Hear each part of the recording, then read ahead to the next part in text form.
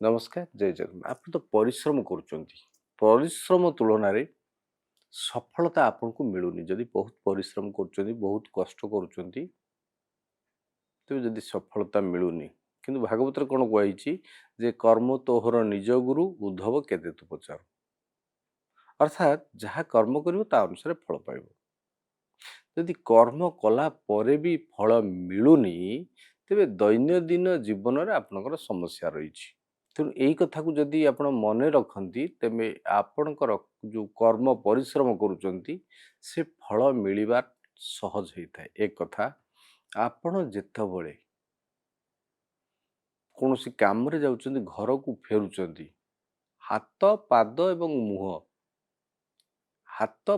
ମୁହଁ ଭଲ ଭାବରେ ଧୋଇବେ ଘରକୁ ଆସିବା କ୍ଷଣି।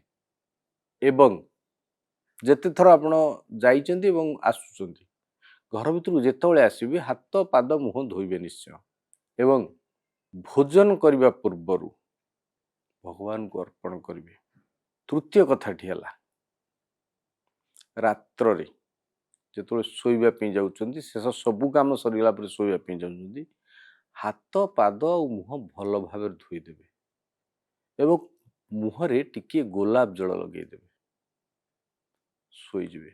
ଆପଣଙ୍କର ଜୀବନର ପରିବର୍ତ୍ତନ 27 ଦିନ ଭିତରେ ଲକ୍ଷ୍ୟ କରିବେ। ଜୀବନରେ ପରିବର୍ତ୍ତନ 27 ଦିନ ଭିତରେ ଲକ୍ଷ୍ୟ କରିବେ। ବେଶୀ ଦିନ ନୁହେଁ, 27 days ଓନ୍ଲି, 27 ଦିନ